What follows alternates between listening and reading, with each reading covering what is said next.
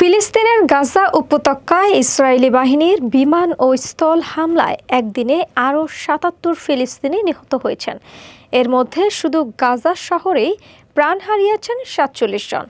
নিহতদের মধ্যে ১১ জন ছিলেন খাদ্য সহায়তার সংগ্রহের জন্য লাইনে অপেক্ষারত অবস্থায়। সংবাদ মাধ্যমটি জানিয়েছে, ইসরায়েলের বোমা বর্ষণ ও জোরপূর্বক উচ্ছেদের কারণে গাজার মানুষ নিরাপদ আশ্রয়ের খোঁজে এলাকা ছেড়ে পালাচ্ছেন। হাতে গোনা সামান্য মালপত্র নিয়ে ট্রাক, ভ্যান ও গাধার গাড়িতে করে তারা এলাকা ছাড়ছেন।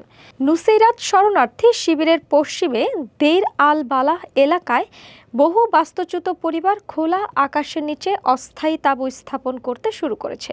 তাদের অধিকাংশই এর আগেও একাধিকবার ঘরবাড়ি ছাড়তে বাধ্য হয়েছেন।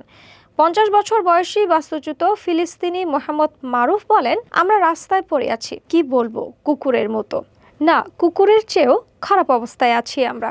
তিনি জানান, তার ৯ সদস্যের পরিবারকে এর আগেই উত্তর গাজার বেথ লাহিয়া থেকে পালিয়ে আসতে হয়েছিল।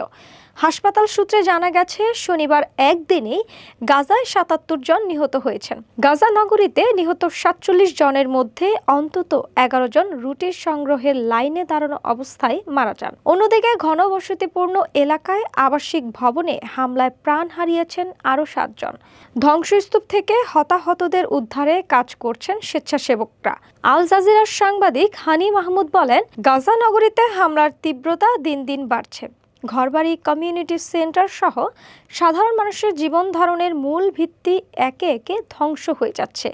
তার ভাষায়, পুরো পরিস্থিতি এখন মানবিক বিপর্যয়ের রূপ নিচ্ছে।